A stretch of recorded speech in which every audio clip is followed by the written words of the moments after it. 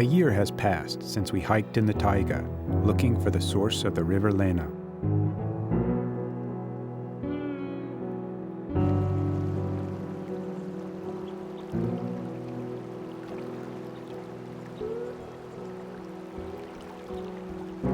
Filmmakers Vasily, Riho, and Arvo with his camera behind the scenes passed through a green world to finally arrive at a northeastern slope in the mountains of the Baikal Range, the very beginnings of the river giant Lena.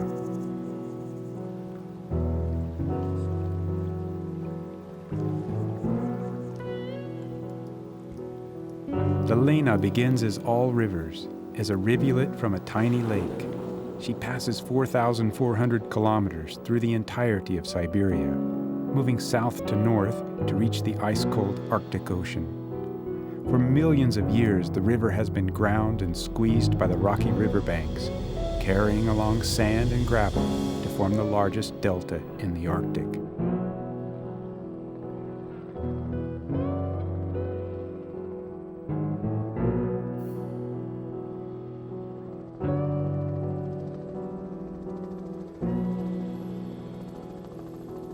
The border between land and water is constantly changing.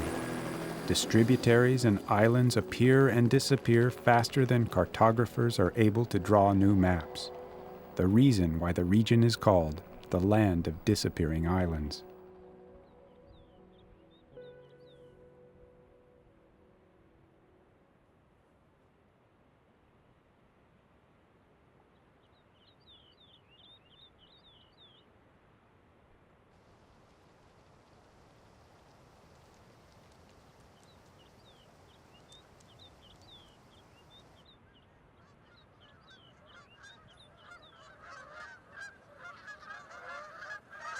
It is mid-May when we reach the lower course of the Lena.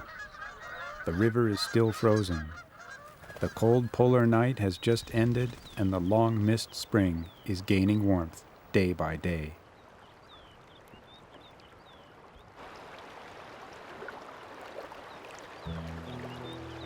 The streams and rivers are filling with meltwater. The water level is rising at remarkable speed. The ice can no longer withstand the pressure of the water. It buckles, and the ice run begins.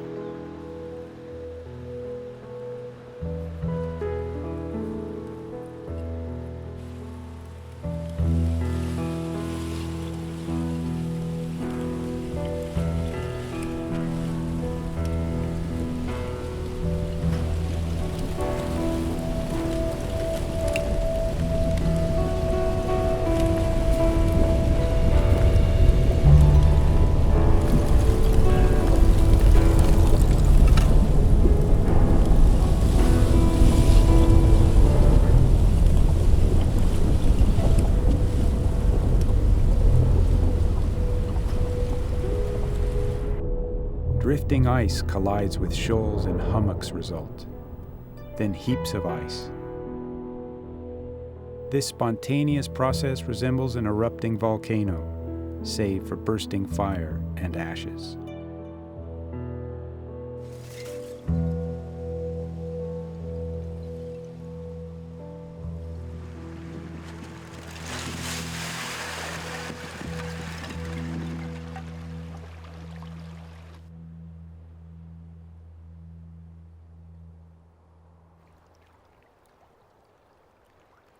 The mighty ice run doesn't last long.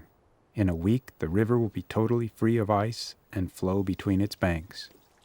Only the giant ice shelves remain on the shoals as memorials.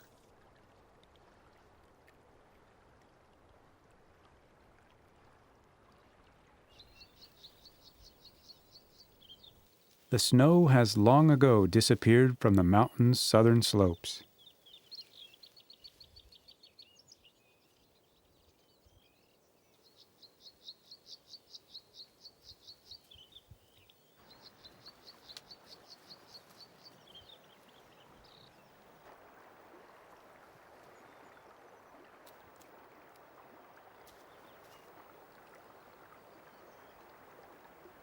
Motionless marmots, here known as Tarbagans, observe the flow of events. They have just awoken from hibernation and seem astounded by the surrounding warmth.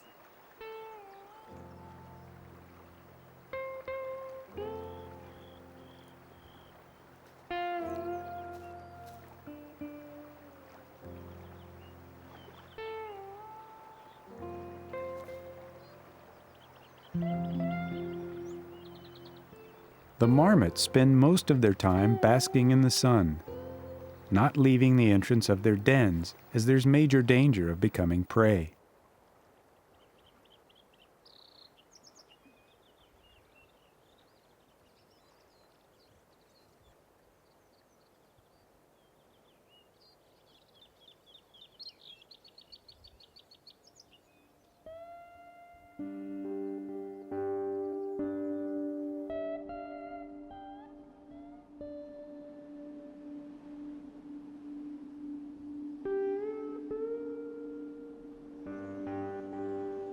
Right next to the den of the marmots, on the opposite slope of the mountain, a pair of rough-legged buzzards have settled.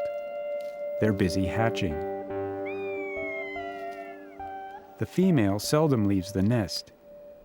The male must provide her with food.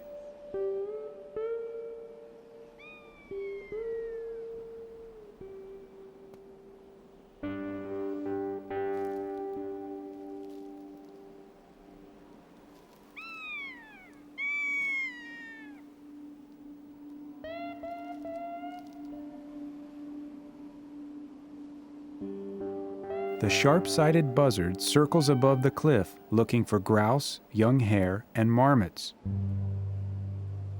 As soon as the snow melts from the tundra, lemmings will become the main dish for the buzzard.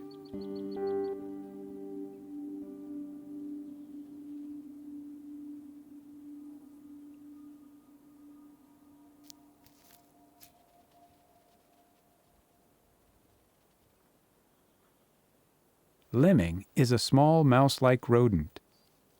Due to a caprice of nature, they are the most popular prey on the tundra. In spring, they are attracted by sandy shoals where they go, in spite of danger, to look for dried algae and other organics.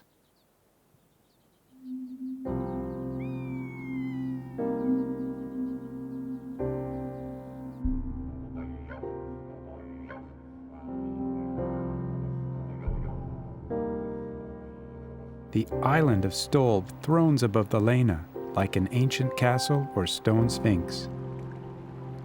The name Ebe-Khaya in the Sakha language means the mountain of the river spirit. As the most powerful symbol of the delta, it cuts the riverbed into separate branches, and the Lena finally escapes the rocky banks that have pinched it, and it disembogues in all directions of the tundra.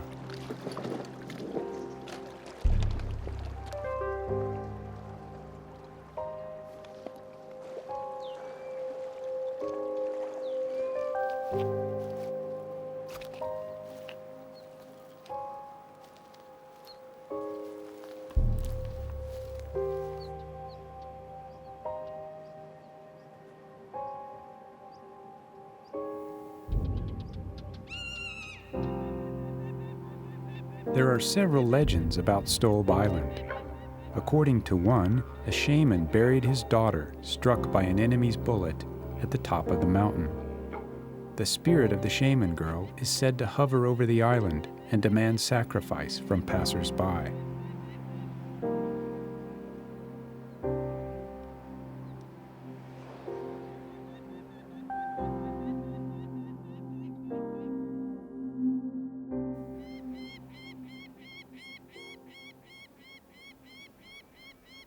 The island and its rocky shores are the last foothold for the peregrines to build their nests.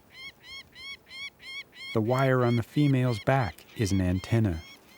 Ornithologists are currently studying the migration routes and genetics of the peregrines. These agile birds are used in falconry in many parts of the world. Regrettably, many freeborn peregrines end up as hunting birds. But by genetic analysis, it's possible to trace the origin of the illicit cargo and to track down the smugglers.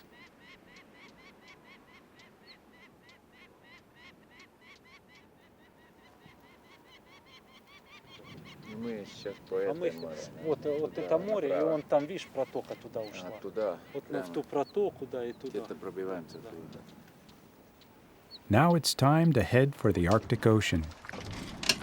It's about 130 kilometers as the crow flies. But since when has the river ever kept that course?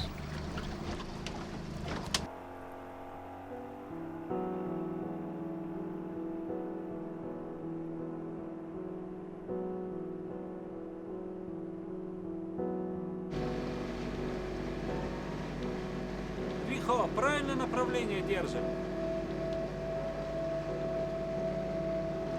Я не уверен. Сейчас еще раз посмотрю.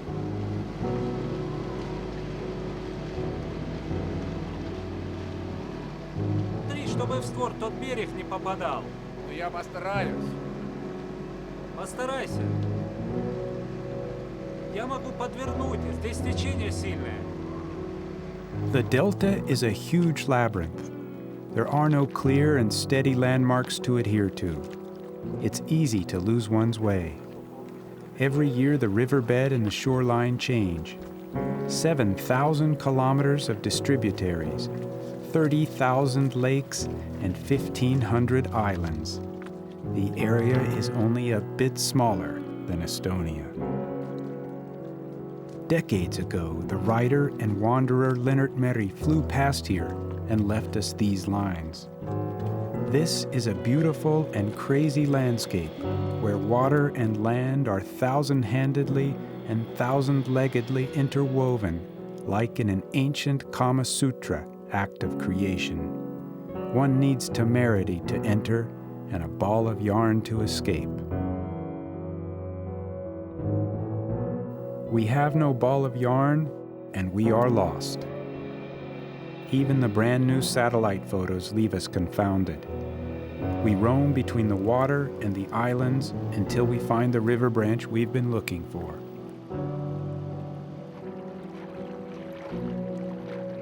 The distributary by which we are moving is not navigable in the beginning. We often get stuck, and so we become burlaks. We don't die under the 400-kilo burden of the boat, but we're not delighted either.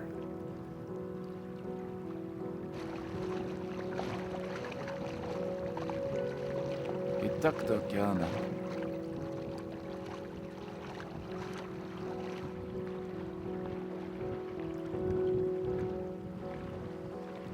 By the end of the summer, some of the branches of the delta become so shallow that it's impossible to move by boat. Currently, the water level is high, and after the next distributary joins, the riverbed becomes deeper, and we take a relieved breath.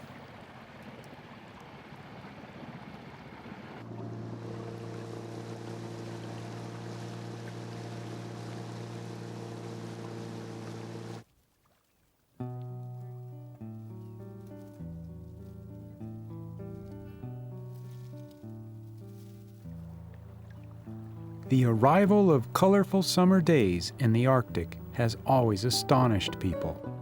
Nature is in such a hurry with this short chapter of the yearly circle. Only a couple of months ago, it was 50 degrees below zero.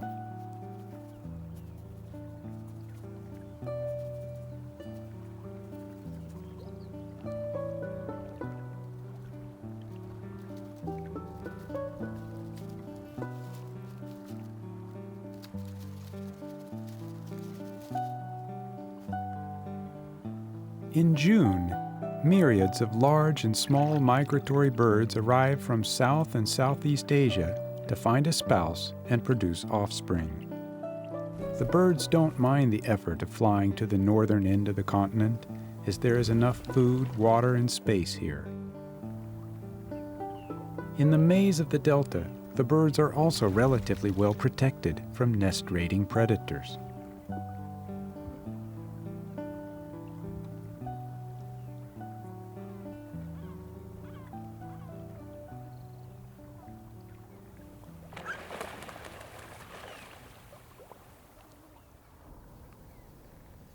The tundra bubbles day and night with wedding dances and song. On top of a frost heave, a Ruffs mating fight takes place. They stand like dignitaries in raised collars, waiting for the female to arrive. As soon as she lands on top of the heave, the fighting will start.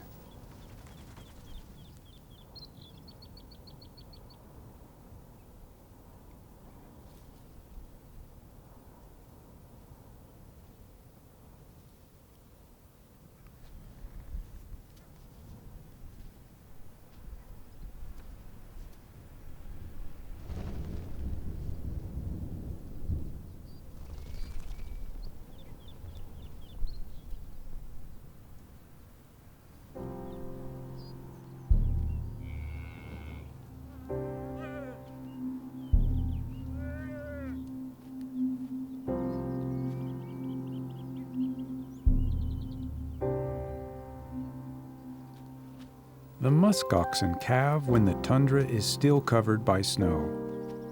At the time when the birds are still looking for spouses, the calves are already walking, and by suckling milk, reduce their mother's weight by up to 5 kilograms a day.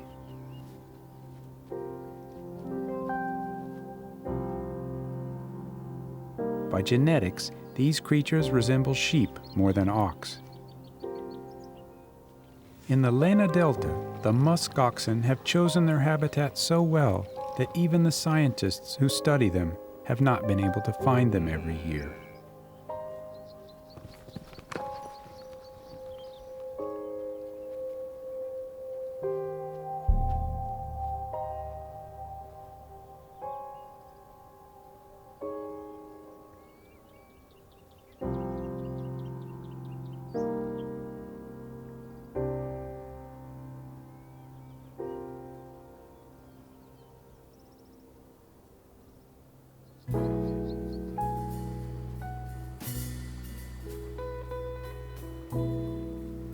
Soon the delta quiets. Nesting season has begun. Most important is to find a nesting spot which is more or less dry.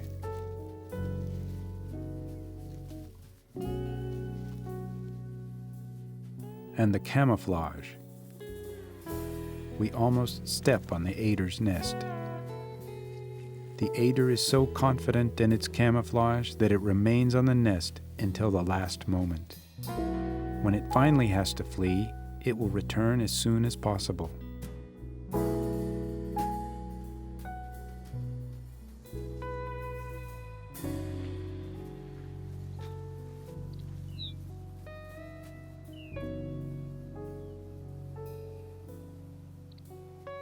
It's most important for ducks that their nestlings hatch about the same time. Then the mother can take them to a safer environment. Departure from the nest would cause the eggs to cool and perhaps not hatch. Also, enemies are attentive.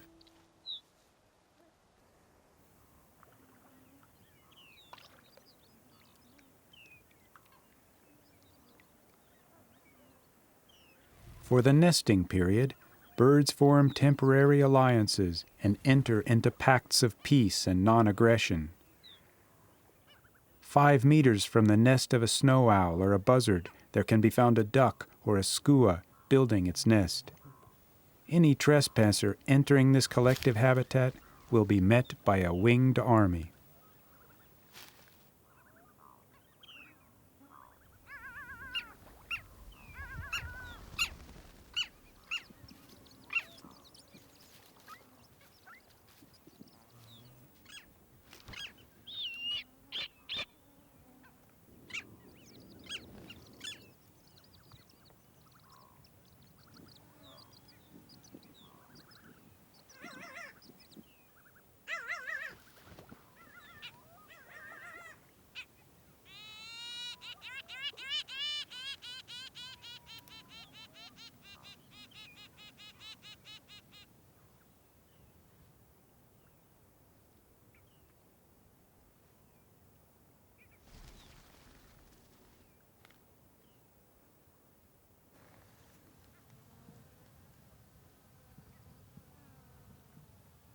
Only the swans do not tolerate neighbors in the vicinity of their nests, not even those of their own species. swans strictly divide territory and disapprove of boundary crossing. They do not like collective farming.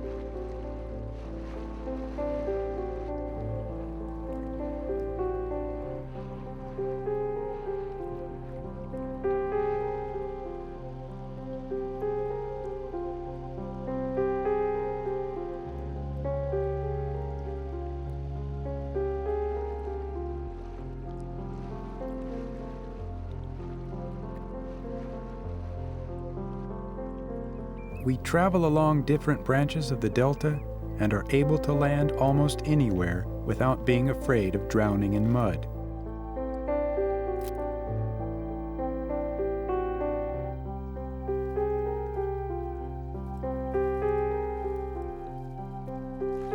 The delta is comprised of sand and turf resting on permafrost. In the spring, ice melts and the banks collapse in large blocks. There is always something vanishing in the delta, yet reappearing somewhere else. During rough winds, sandstorms occur in places like this.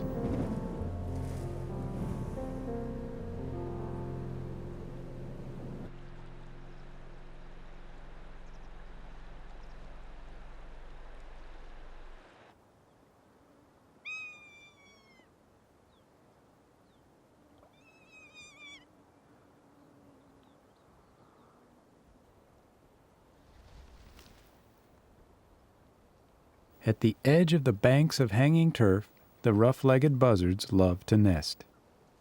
These young have hatched earlier than other species in the area.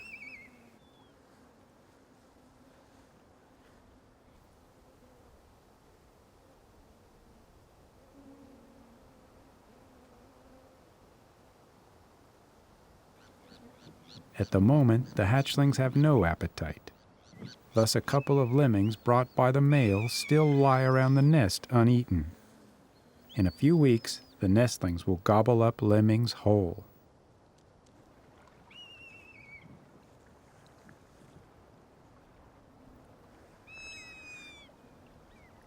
Birds of prey living in the tundra usually have 3 to 8 nestlings.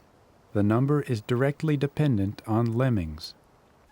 The lemming is the key species whose number impacts the welfare and even life of many delta inhabitants.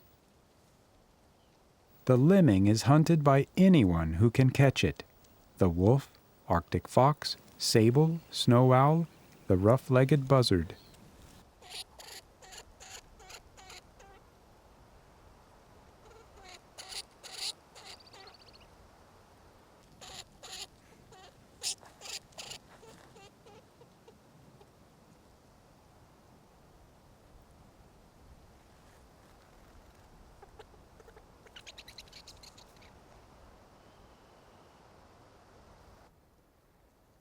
Lemming is also the favorite dish of the Arctic fox.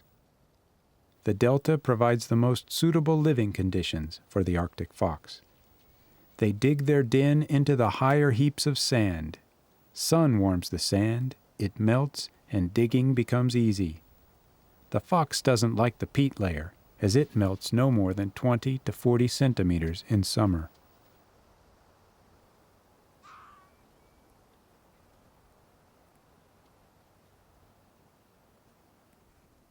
In the beginning of June, Arctic fox cubs are born, usually a litter of 6 to 8 pups. During the first month of their life, the young ones do not go far from the den. When their mother goes hunting, they hide in the den. Only when mother returns do they rush out and play.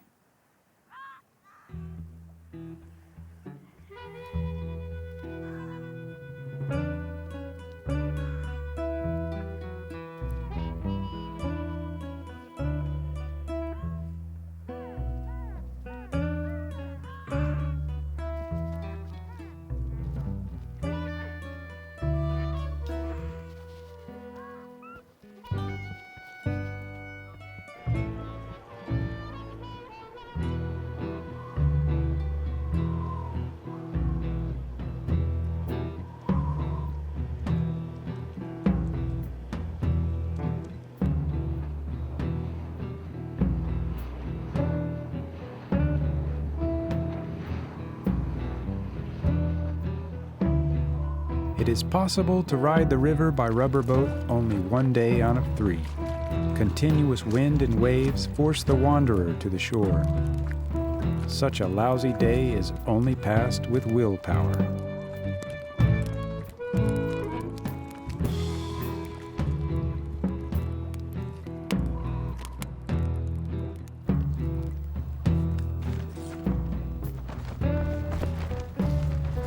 Вася, чайник возьми.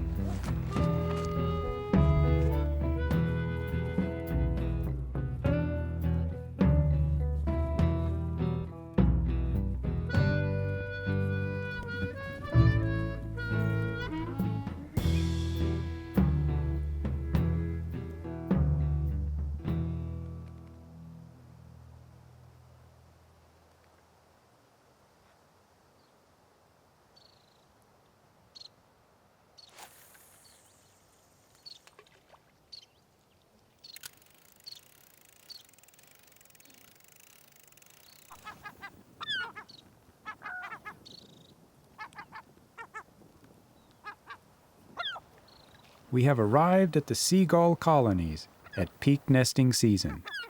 The nestlings have already hatched. Seagulls act aggressively as we try to approach their nests.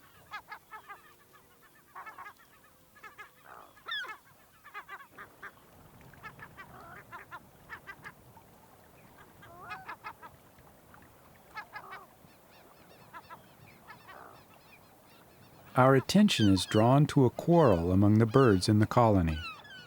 We are witnesses to a fight of Ross's gulls with a fellow white specimen.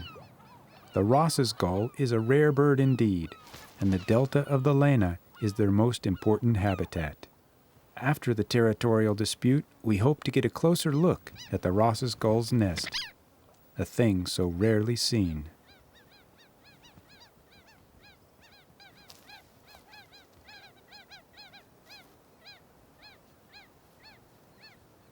We find no proper nest, just 2 eggs lying on the moss.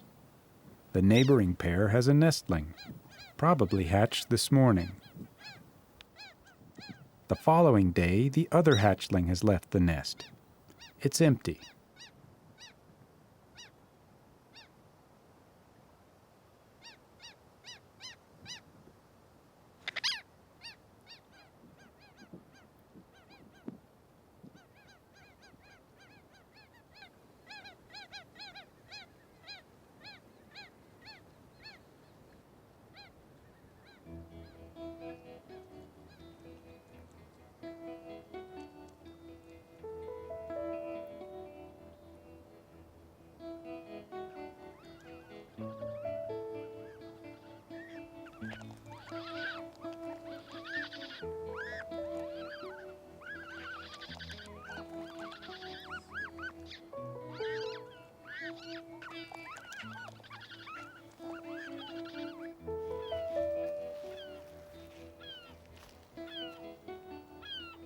The baby swans hatch on their own.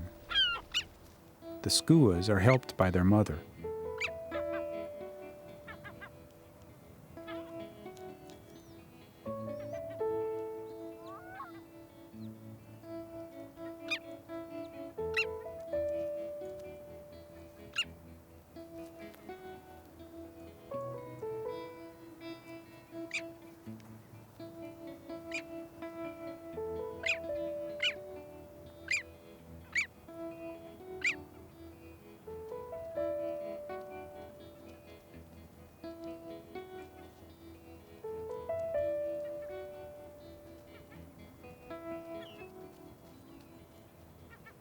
The eider hatchlings have all hatched, and the whole family has gathered at the lake.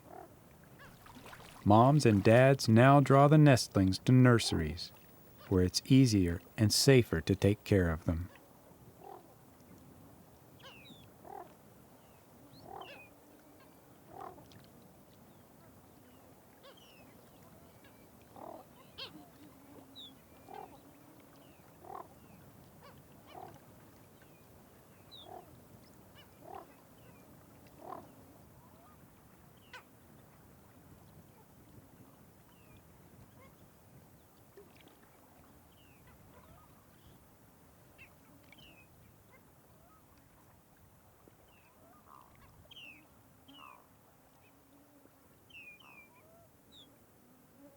On some days, the delta gets rather noisy. Among the sounds, a powerful squeak, as if a cupboard is opened. And here's the source, the habitual resident of the Eurasian tundra, the red-throated diver. It's evident we are trespassers, and the mighty cry is a warning. Stop there.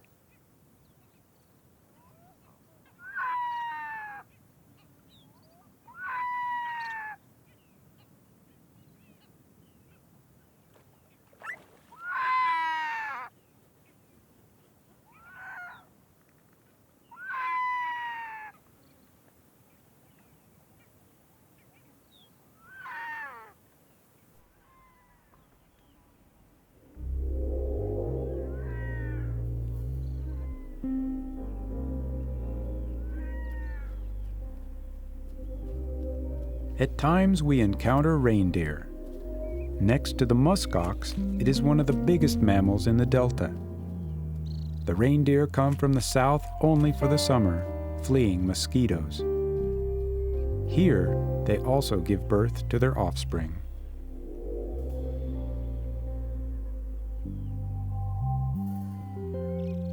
We encounter groups of 6 to 10 animals, mostly female. Experts estimate the number of reindeer summering here may reach 30,000. This is 20 to 30 times less than in the neighboring Taimyr Peninsula.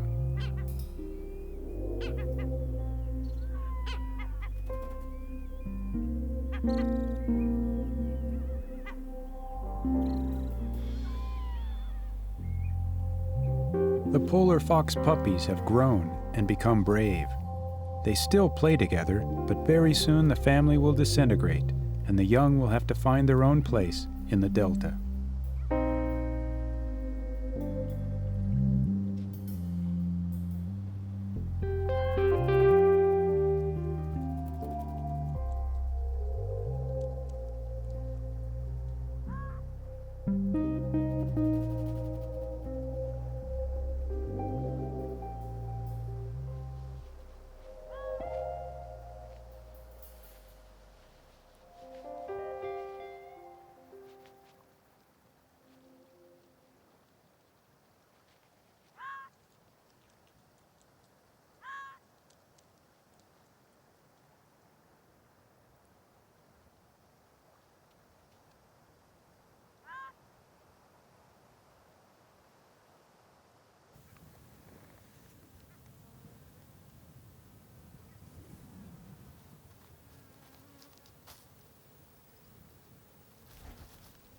On a steep bank, there is a snow owl family whose nestlings are already quite big.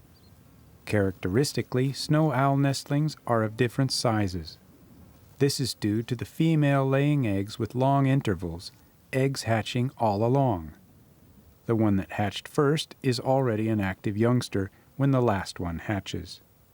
Mother does the brooding, father feeds the nestlings. As the little owls are eating continuously, they grow fast. Therefore, the 2 weeks' advantage in hatching is remarkable.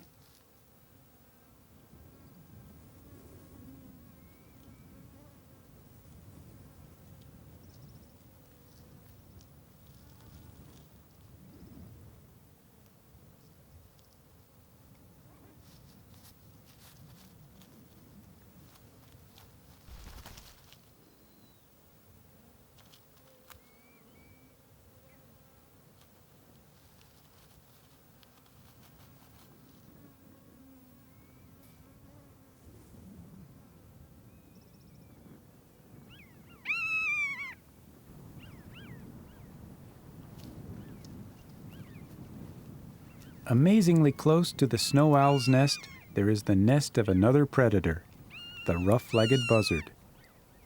The buzzard's nestlings are almost all fully fledged, but still keep close to the nest.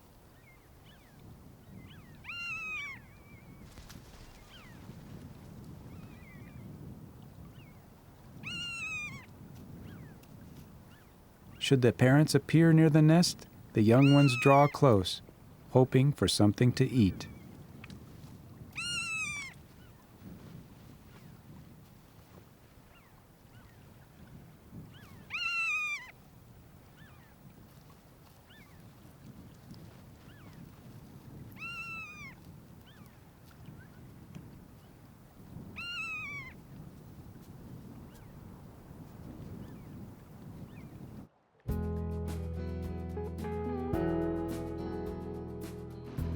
Time moves quickly for the nestlings.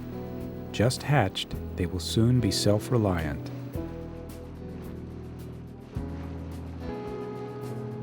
In the river branches, we encounter lots of swans with their young. Our boat engine noise disturbs the parents, and what follows is by the book. The offspring are left on their own while the swan pretends to be lame, escorting our boat for several kilometers.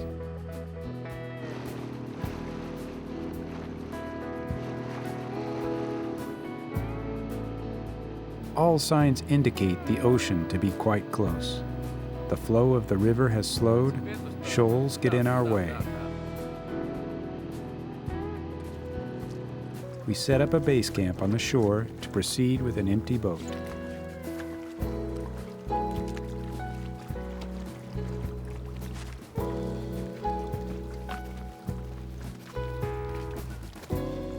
Getting to the shore in shallow water is only half the trouble. Where does one find dry ground to lie down? There are no high banks, and the land is moist everywhere. We managed to find a few dry spots for the tents.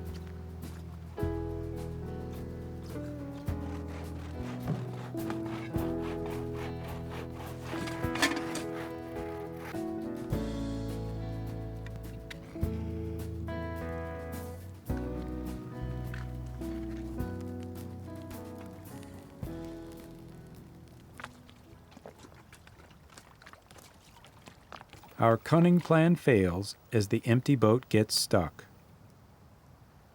The last part of the journey we'll have to cover on foot.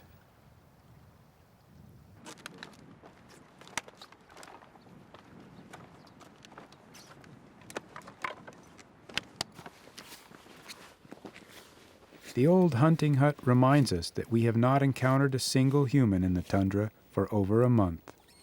Yet here once lived and hunted the Evans, Yukagirs, and Sakas, who learned to manage in this exceptionally vast space. We see no sign of them, just place names.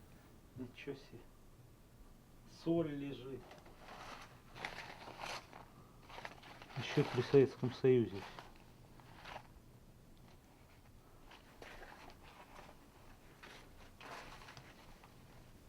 Povarnya is what Russian settlers call log huts where fishermen and fur hunters lived. Today, most of the delta is a nature reserve and economic activity is prohibited.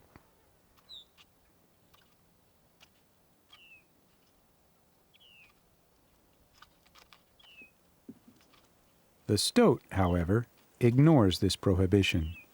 His well-being also depends on lemmings, though he doesn't turn up his nose at nestlings either. The stoat, or ermine fur coat, has been the choice of kings. This agile little predator had to fear for its skin in winter, when its fur is white all over, except for the very end of its tail. Nowadays, the stoat may feel somewhat relieved, since the use of fur has been cut back considerably.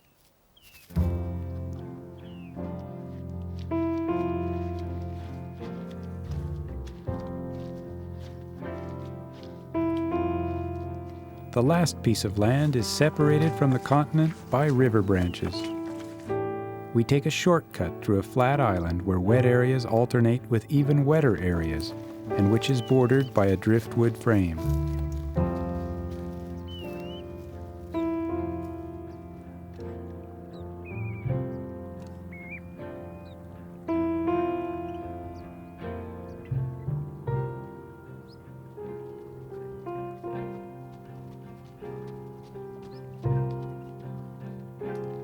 As we approach the ocean, plants are replaced by gray mud and sand. We step carefully, afraid of sinking in. The ground appears safe to walk on. As the last sentinel, standing in the middle of the island, there is a hydrographic tower from where the end of the world can be seen.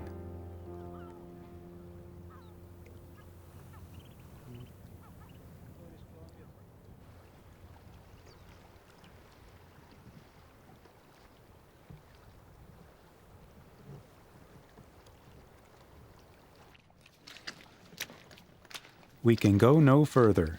We are standing at the northernmost point of the delta on the island of America-Kuba-Aryta. Kuba-Aryta means Island of the Swans in the Sakha language. 130 years ago, American polar researcher George Washington DeLong landed here with the remains of his shipwrecked crew. 11 of the 13 eventually parted with their lives in the delta.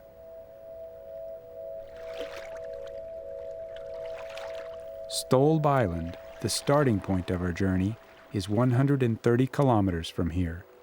The source of the Lena, 4,400 kilometers.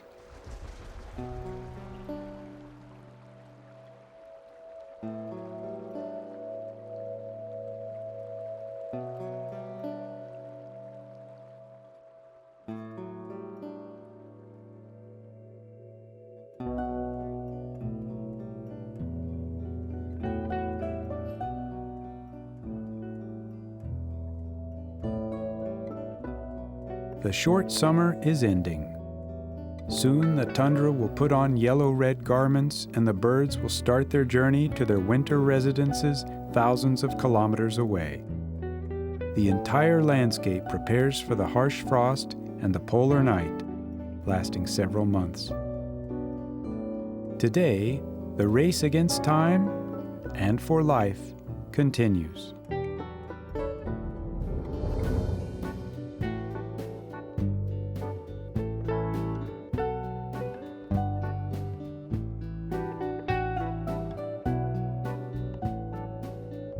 Over 3 months, we followed the birds and animals of the delta as they went about their daily lives. Yet we arrived at no single answer as to what urges them so far north. It is more than probable that next spring, all the creatures that have survived the winter will follow the call of nature and come back to this unique place in the Arctic, the delta of the Lena. But not us. Our journey that started out with a search for the source of the Lena and ended on the shore of the Arctic Ocean will continue elsewhere.